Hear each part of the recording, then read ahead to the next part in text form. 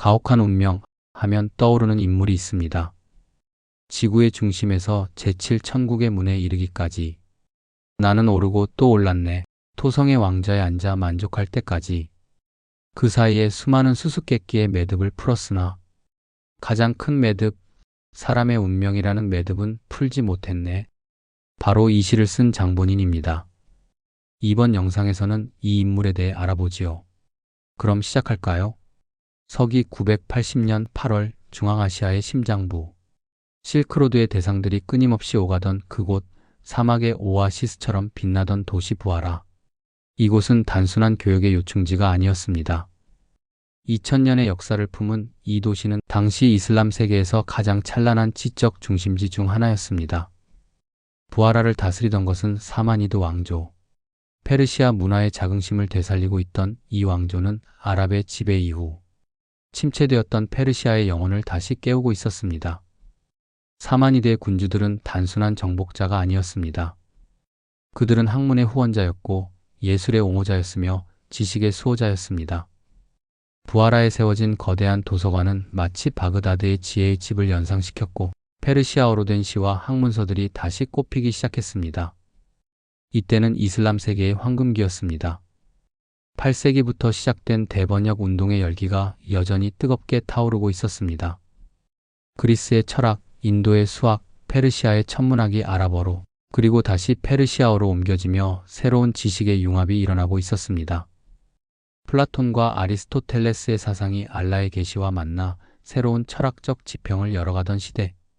그것은 인류 문명사에서 가장 역동적인 지적 르네상스의 한복판이었습니다. 부하라 근교의 작은 마을 아프샤나. 이곳에서 한 아이가 태어났습니다. 아버지의 이름은 압둘라 이븐 알 하산. 사마니드 왕조의 징세관이었지만 그는 단순히 세금을 거두는 관리가 아니었습니다. 지방 행정관으로서 상당한 영향력을 가진 인물이었고 무엇보다 철학과 과학에 깊은 관심을 가진 지식인이었습니다.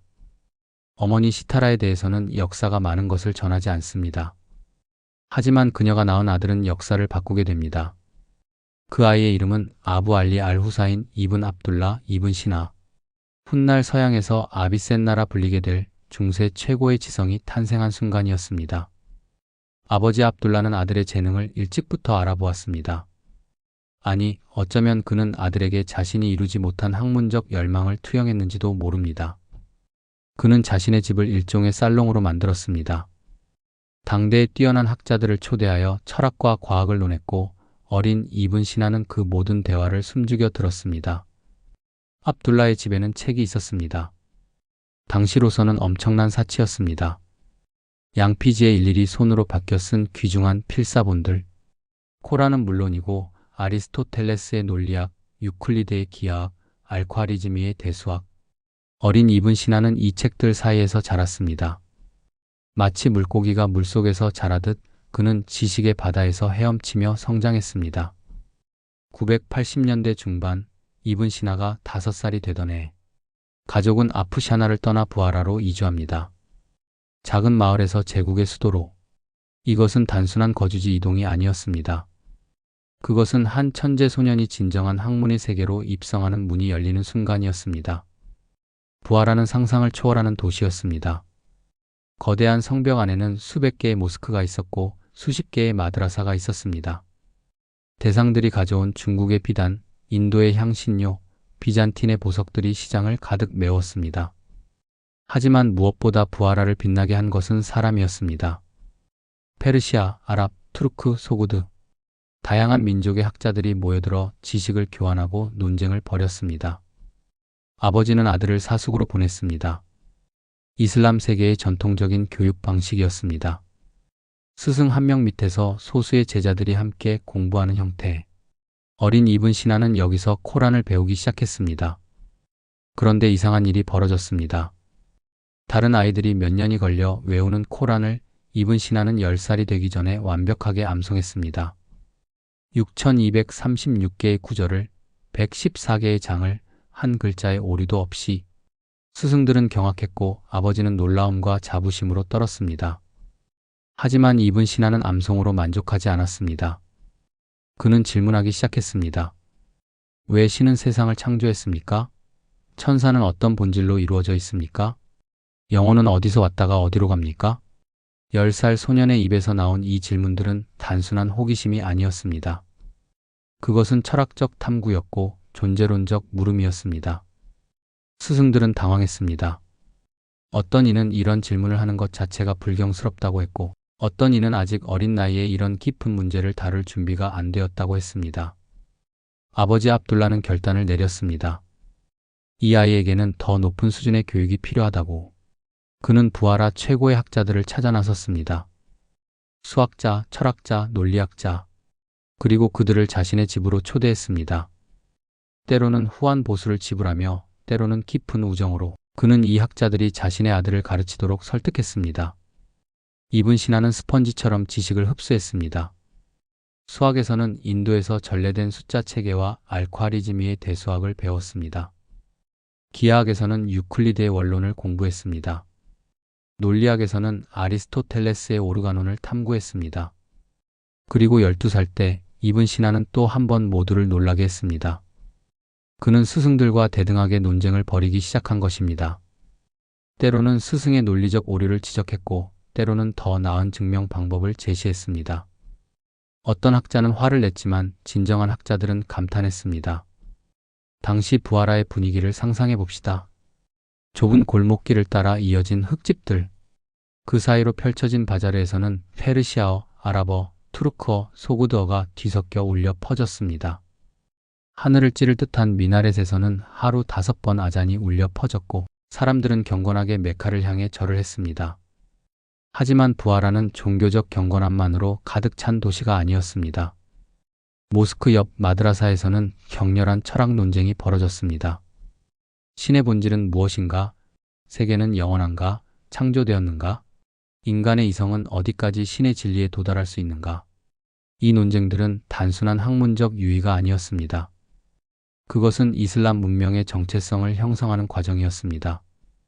아랍 정복자들이 가져온 종교와 그리스, 페르시아의 고대 지혜가 충돌하고 융합하며 새로운 문명을 만들어가는 역사적 순간이었습니다. 어린 이븐 시나는 이 모든 것을 목격하고 경험했습니다. 그는 시장을 거닐며 온갖 민족과 언어를 접했고 마드라사의 논쟁을 엿들으며 사유의 날을 벼렸으며 밤하늘의 별을 보며 우주의 질서를 상상했습니다. 이븐 시나가 성장하던 10세기 말 이슬람 세계는 지적 거인들의 시대였습니다. 비록 이븐 시나는 아직 어린 소년이었지만 그가 공부하던 책들을 쓴 이들은 당대 최고의 지성들이었습니다. 바그다드에서는 철학자 알파라비가 활동하고 있었습니다. 그는 제2의 교사라 불렸습니다. 제1의 교사는 아리스토텔레스였고 알파라비는 아리스토텔레스의 사상을 이슬람 세계에 완벽하게 소개한 사람이었습니다. 훗날 이븐 시나는 알파라비의 책 한 권이 자신의 지적 생애를 바꿨다고 고백하게 됩니다. 페르시아의 시인 피르다우시는 이때 서사시 샤남에 왕들의 설을 집필하고 있었습니다. 페르시아의 고대 영웅들과 왕들의 이야기를 담은 이 거대한 서사시는 페르시아 문화의 부활을 상징했습니다. 아랍의 지배 속에서도 페르시아인들은 자신들의 언어와 문화를 잊지 않았다는 선언이었습니다. 역사가 앓아버리는 방대한 역사서 사도와 왕들의 역사를 집필했습니다. 창조에서부터 동시대까지의 모든 역사를 기록한 이 책은 이슬람 역사학의 기념비가 되었습니다. 의학에서는 알라지가 있었습니다. 바그다드의 대병원을 이끌던 그는 선연두와 홍역을 최초로 구별했고 임상 관찰의 중요성을 강조했습니다. 훗날 이븐 시나는 알라지의 업적 위에 자신만의 의학 체계를 세우게 됩니다. 이븐 시나의 어린 시절을 들여다보면 하나의 질문이 떠오릅니다. 그는 순수한 천재였을까요? 아니면 탁월한 환경이 만든 결과물이었을까요? 분명 그에게는 비범한 재능이 있었습니다. 10살에 코란을 완벽히 암송하고 12살에 스승들과 논쟁을 벌이는 것은 단순히 좋은 교육만으로 설명되지 않습니다. 그의 기억력, 이해력, 사유의 속도는 범인의 차원을 넘어섰습니다. 하지만 환경도 중요했습니다. 만약 그가 가난한 농부의 아들로 태어났다면, 만약 그의 아버지가 학문을 경시하는 사람이었다면, 만약 부하라가 아니라 변방의 작은 마을에서 평생을 보냈다면, 이븐 시나는 천재성과 기회가 완벽하게 만난 경우였습니다. 사마니드 왕조의 학문 장려 정책, 부하라라는 지적 중심지, 열정적인 아버지, 그리고 무엇보다 대번역 운동을 통해 축적된 방대한 지식의 유산. 이 모든 것이 한 소년에게 쏟아졌습니다. 상상해 봅시다. 10살의 이븐 시나가 부하라의 어느 옥상에 올라가 있는 모습을. 사막 위로 쏟아지는 별들, 밀키웨이가 하늘을 가로지르고 행성들이 천천히 움직입니다. 아버지에게서 배운 천문학의 지식으로 그는 별들의 이름을 읊조립니다. 그는 생각합니다. 이 별들은 왜 저렇게 움직이는가? 누가 그 질서를 만들었는가? 신의 뜻을 어떻게 알 수 있는가? 책에 쓰인 것이 진리라면 왜 학자들은 서로 다른 말을 하는가? 이 소년은 아직 모릅니다. 자신이 앞으로 40년 넘게 이 질문들과 씨름하게 될 것을. 수백 권의 책을 쓰고 수많은 왕들의 궁정을 떠돌며 때로는 재상의 자리에 오르고 때로는 감옥에 갇히게 될 것을. 그리고 결국 중세 최고의 철학자이자 의학자로 역사의 이름을 남기게 될 것을. 하지만 이 순간 부하라의 밤하늘 아래 그는 그저 한 명의 호기심 많은 소년일 뿐입니다. 세상의 모든 것을 알고 싶어하는, 진리를 향한 갈증으로 타오르는 이성의 빛으로 어둠을 밝히고자 하는 한 소년. 그의 여정이 지금 막 시작되고 있습니다. 980년 부하라에서 태어난 한 아이. 징세관의 아들이자 페르시아 문화의 후예. 코란과 아리스토텔레스 사이에서 자란 소년. 그는 자신이 살아갈 시대가 얼마나 격동의 시기가 될지 아직 몰랐습니다. 사마니드 왕조는 그가 20살이 되기 전에 멸망할 것입니다. 투르크계 카라한 왕조가 쳐들어오고 정치적 혼란이 중앙아시아를 뒤덮을 것입니다. 하지만 바로 그 혼란 속에서 떠돌이 학자 이븐 시나는 자신의 사상을 완성해 갈 것입니다. 지식은 결코 안정된 시대에만 꼽히는 것이 아닙니다. 때로는 혼란과 고통 속에서 추방과 방랑 중에 오히려 더 깊은 진리가 발견됩니다. 이븐 시나의 삶이 바로 그 증거가 될 것입니다. 부하라의 별빛 아래에서 품었던 소년의 질문들은 곧 중세 세계 전체를 뒤흔드는 철학적 혁명의 씨앗이 될 것입니다. 13살의 이븐 시나는 이미 보통의 학자들이 평생에 걸쳐 공부할 분량의 지식을 습득했습니다. 코란 암송, 아랍 문학, 수학, 논리학, 기하학. 그는 이 모든 것을 완벽하게 소화했습니다. 하지만 그에게는 아직 정복하지 못한 영역이 하나 남아 있었습니다. 바로 의학이었습니다. 부하라의 어느 날 한 소년이 한 명의 의사를 찾아갑니다. 사흘 알마시이. 주르잔 출신의 그리스도교 신자이자 당대 최고의 의학자 중 한 명이었습니다. 이슬람 세계는 놀라운 곳이었습니다. 종교가 달라도 민족이 달라도 지식 앞에서는 모두가 평등했습니다. 무슬림 소년이 기독교 의사에게 배우는 것, 그것은 당시로서는 너무나 자연스러운 일이었습니다. 이븐 시나는 마시에게서 자연학, 형이상학, 그리고 의학을 배웠습니다. 히포크라테스의 체액설, 갈레노스의 해부학적 지식, 그리고 이슬람 세계가 축적해온 임상 경험들. 놀라운 일이 벌어졌습니다. 16살이 되었을 때 이븐 시나는 이미 환자를 진료하기 시작했습니다. 훗날 그는 자신의 자서전에서 이렇게 회상합니다. 의학은 별로 어려운 학문도 아니어서 아주 짧은 시간에 습득할 수 있었다고. 하지만 이것은 단순한 자만이 아니었습니다. 그에게 의학은 정말로 쉬운 학문이었던 것입니다. 논리적 체계를 한번 이해하고 나면 나머지는 그저 응용의 문제일 뿐이었으니까요. 하지만 세상에는 그에게도 어려운 것이 있었습니다. 어느 날 밤 부하라의 한 집, 촛불 아래서 한 소년이 책을 펼쳐듭니다. 아리스토텔레스의 형이상학. 존재란 무엇인가? 신은 어떻게 세계를 창조했는가? 원인과 결과의 사슬은 어디까지 거슬러 올라가는가? 이븐 시나는 이 책을 읽고 또 읽었습니다. 무려 40번을 읽었습니다. 하지만 이해할 수 없었습니다. 수학과 의학에서 그토록 명석했던 그의 두뇌가 형이상학 앞에서는 마비되는 듯 했습니다. 문장 하나하나는 이해가 됩니다. 단어들의 의미도 명확합니다. 하지만 전체적인 그림이 보이지 않았습니다. 마치 숲이 아니라 나무만 보는 것 같았습니다. 좌절이 밀려왔습니다. 천재라 불리던 소년에게 처음으로 찾아온 지적 벽이었습니다. 그는 밤을 새워 고민했습니다. 두통이 밀려왔고 눈이 침침해졌습니다. 왜 이해할 수 없는가? 왜 내 이성은 여기서 멈추는가? 그것은 단순한 학문적 호기심이 아니었습니다. 그것은 정체성의 위기였습니다. 이분 신하에게 이성이란 곧 자기 자신이었으니까요. 이성으로 세계를 이해할 수 없다면 자신의 존재 이유는 무엇인가? 부하라의 서점가를 헤맵니다. 당시 부하라에는 수십 개의 서점과 필사소가 있었습니다. 바그다드의 지혜의 집만큼은 아니었지만 그래도 중앙아시아에서는 최고 수준이었습니다. 이분 신하는 형이상학에 관한 주석서들을 찾아다녔습니다. 아랍어로 된 것, 페르시아어로 된 것, 때로는 시리아어로 된 것까지. 그러던 어느 날 한 서점의 한 구석에서 그는 한 권의 책을 발견합니다. 알파라비의 형이상학의 목적들에 관하여. 먼지가 쌓인 그다지 많이 팔리지 않은 책이었습니다. 값은 3디르함. 당시로서는 상당한 돈이었지만 이분 신하는 망설이지 않고 샀습니다. 집으로 돌아와 책을 펼칩니다. 첫 페이지를 넘기고 두 번째 페이지를 넘기고 그의 눈이 점점 커집니다. 그리고 갑자기 모든 것이 명확해집니다. 알파라비의 주석서를 읽고서야 그는 비로소 아리스토텔레스의 형이상학을 완전히 이해할 수 있었습니다. 그것은 마치 갑자기 안개가 걷히는 것 같았습니다. 존재의 위계, 제1원인으로서의 신, 가능태와 현실태, 본질과 실존. 모든 개념들이 하나의 거대한 체계 안에서 제자리를 찾았습니다. 아리스토텔레스가 말하고자 했던 것이 무엇인지 이제 완벽하게 이해할 수 있었습니다. 이분 신하는 너무나 기뻐서 모스크로 달려갔습니다. 그리고 가난한 이들에게 자선을 베풀고 알라께 감사의 기도를 올렸습니다.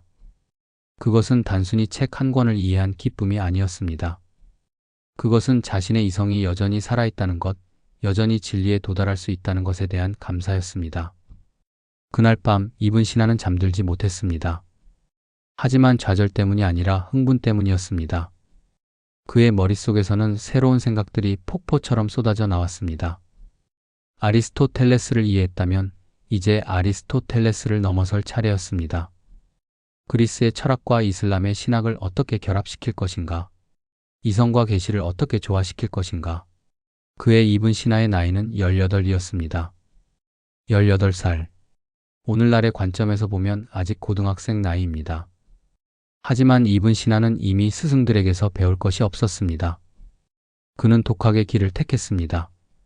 부하라의 도서관들을 섭렵하고 개인 서재들을 방문하고 필사본들을 빌려 읽고 필사했습니다. 당시 사마니드 왕조의 군주는 누후 2세였습니다. 그는 학문을 사랑하는 군주였지만 동시에 병약한 군주이기도 했습니다. 어느 날 궁정의 의사들이 모두 손을 들었습니다. 왕의 병을 고칠 수 없었던 것입니다. 절망에 빠진 궁정에서 누군가 제안했습니다. 부하라에 천재 소년이 있다고 합니다. 이름은 이분 신하라고. 18살의 소년이 왕궁으로 불려갑니다. 긴장했을까요? 어쩌면. 하지만 이분 신하에게는 자신의 능력에 대한 확신이 있었습니다. 그는 왕을 진찰했고 진단을 내렸고 처방을 내렸습니다. 그리고 왕은 회복되었습니다. 감격한 누후 2세는 이분 신하에게 물었습니다.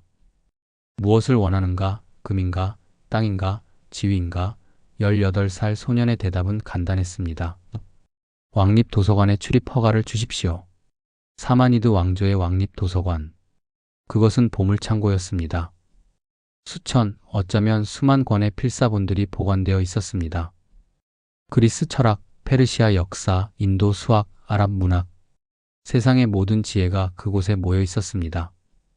그리고 지금 그 문이 18살 소년에게 열렸습니다. 이분 신하는 그 도서관에서 몇 년을 보냈습니다. 그는 체계적으로 모든 서가를 훑었습니다. 한 권을 읽으면 요약본을 만들었고 중요한 구절들은 암기했습니다. 어떤 책들은 너무 귀중해서 대출이 금지되어 있었는데 그는 그것들을 도서관 안에서 통째로 필사했습니다. 밤낮이 따로 없었습니다. 촛불이 타들어갈 때까지 읽고 눈이 침침해지면 잠깐 눈을 붙이고 다시 일어나 읽었습니다. 음식도 제대로 먹지 않았습니다. 하인이 가져다주는 빵과 대추야자로 간단히 끼니를 때우고 다시 책 속으로 빠져들었습니다. 사람들은 걱정했습니다. 저렇게 공부하다가는 건강을 해칠 것이다. 젊은 나이에 너무 무리하는 것 아닌가. 하지만 이분 신하는 멈출 수 없었습니다. 그에게 지식은 마약과도 같았습니다. 한번 맛을 보면 멈출 수 없는 더 강한 것을 갈구하게 되는. 그리고 이 시기에 그는 깨달았습니다.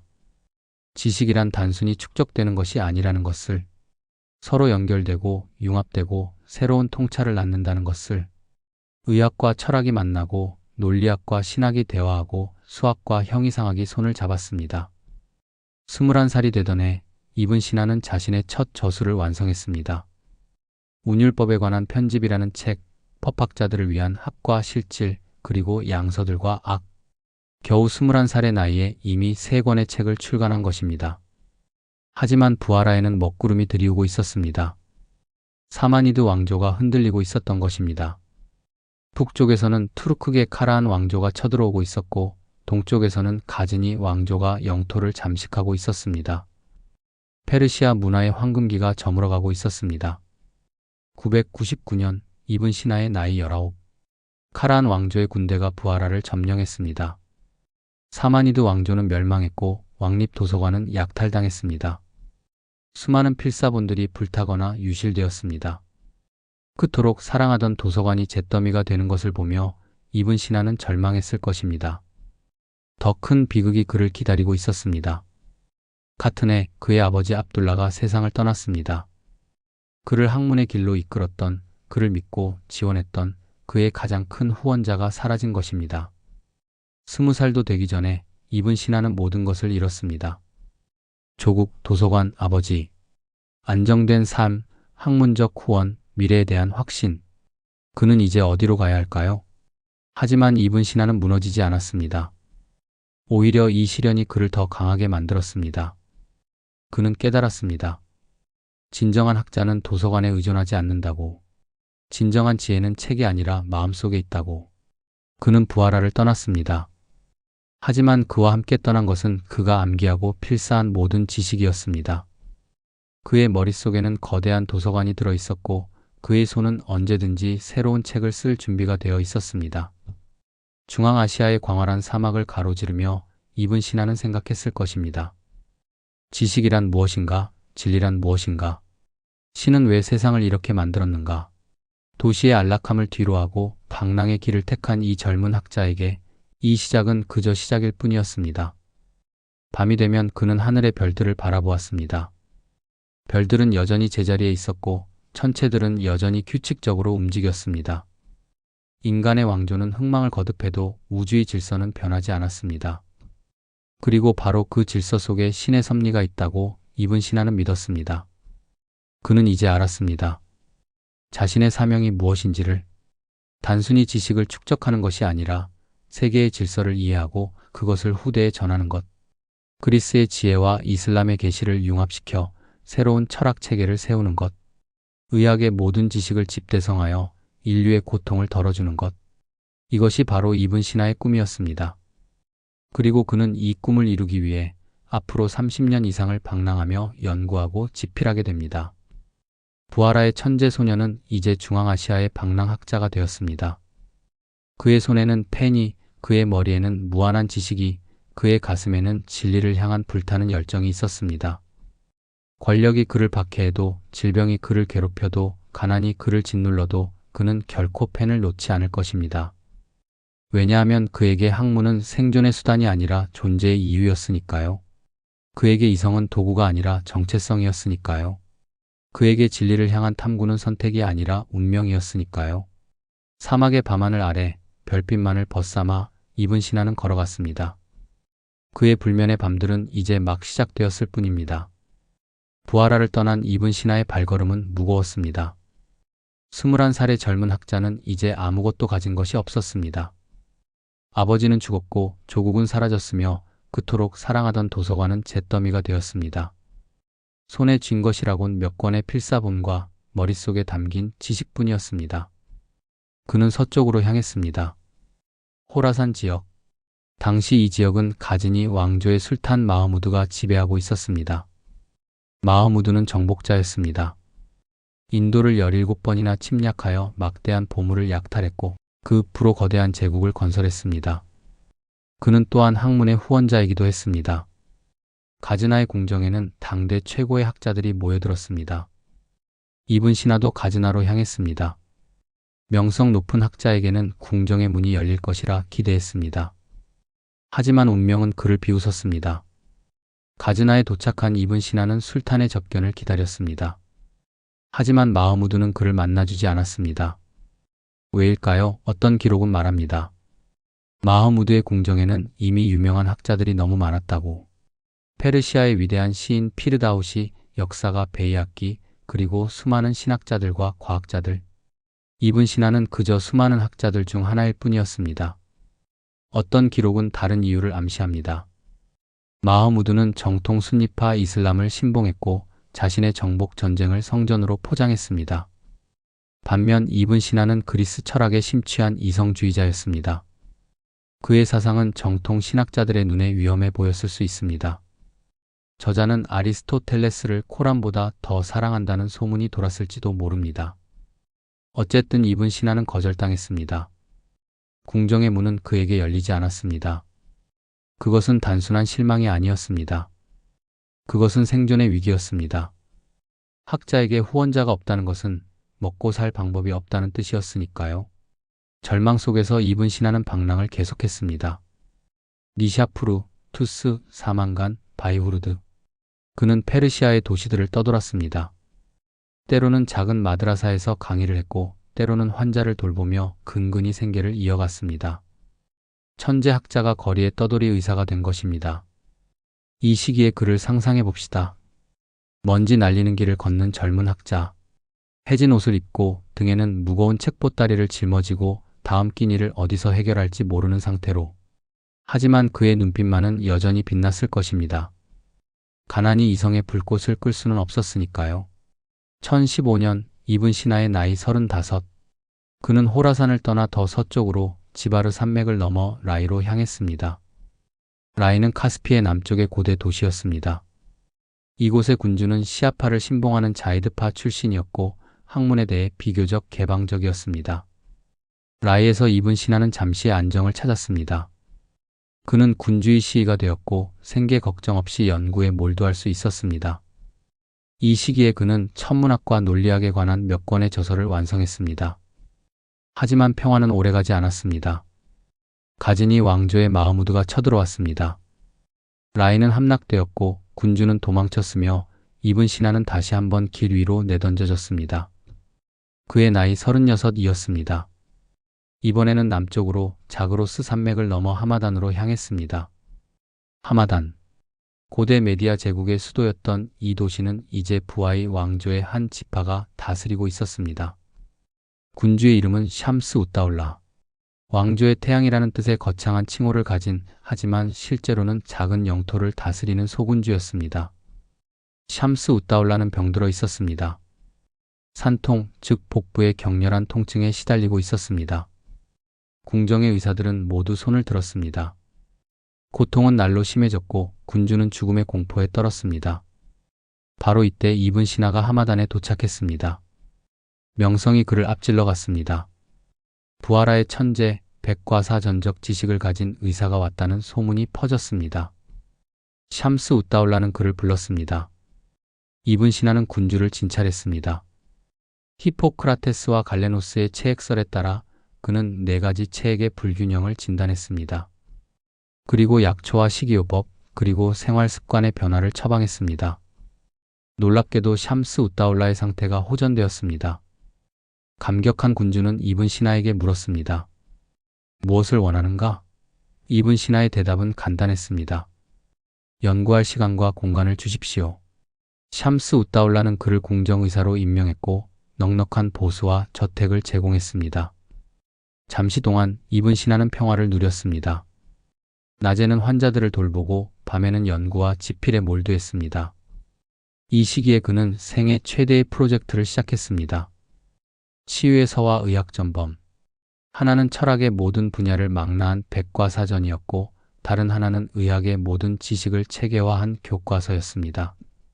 하지만 하마단의 군사 지도자들과 귀족들은 이 이방인 학자를 좋아하지 않았습니다. 저자는 누구인가? 정복자도 아니고 전사도 아니며 심지어 하마단 출신도 아니지 않은가? 왜 그가 우리 군주의 총애를 받는가? 질투와 의심의 눈초리가 이븐 신하를 따라다녔습니다. 하지만 더 큰 시험이 기다리고 있었습니다. 1021년 샴스 웃다울라가 또다시 병에 걸렸습니다. 이번에는 더 심각했습니다. 이븐 신하는 최선을 다했지만 군주는 죽어가고 있었습니다. 그리고 마침내 숨을 거두었습니다. 새로운 군주가 즉위했습니다.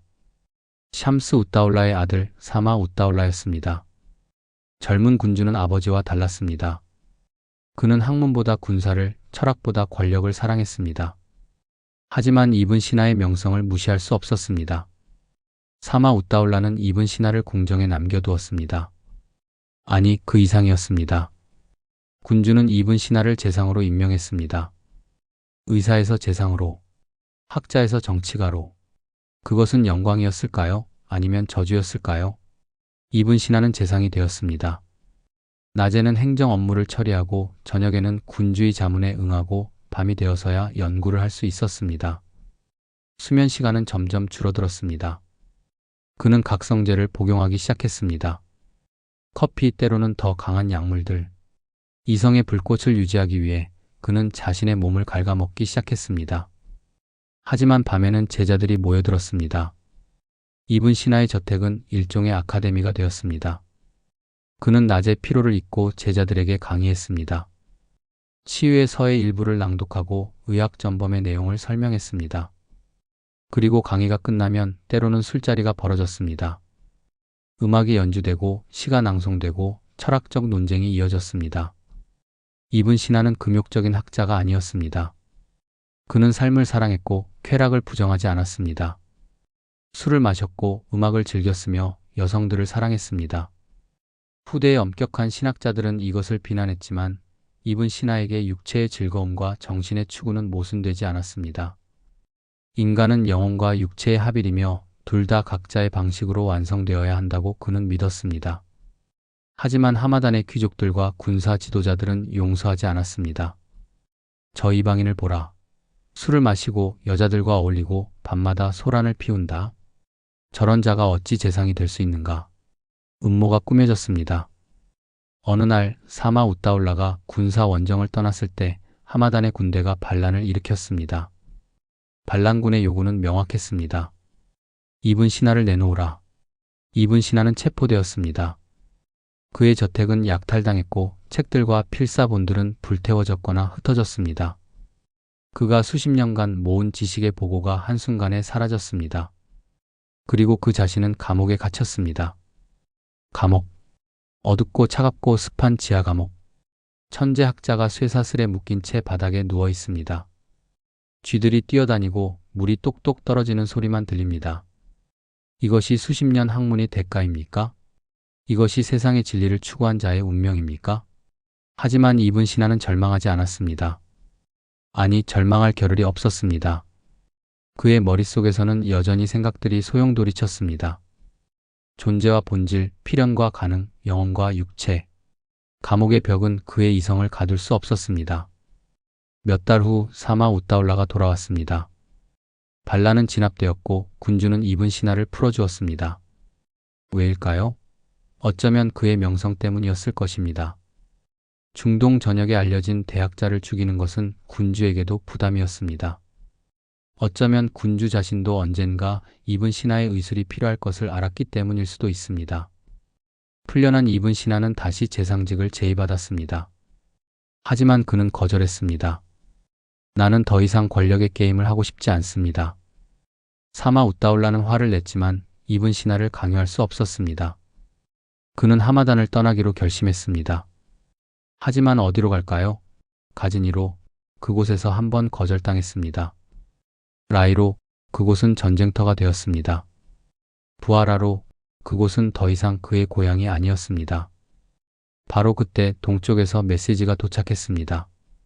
이스파한의 군주 알라 웃다울라가 그를 초청한 것입니다. 이스파한. 페르시아의 중심부에 위치한 아름다운 도시. 정원과 궁전으로 유명한 곳. 그리고 무엇보다 학문과 예술을 사랑하는 군주가 다스리는 곳. 하지만 이븐 신하는 아직 하마단에 있었고 사마 웃다울라는 그를 떠나보내고 싶어 하지 않았습니다. 내가 떠나면 내 체면이 어떻게 되는가? 군주는 이븐 시나의 출국을 금지했습니다. 이븐 시나는 결단을 내렸습니다.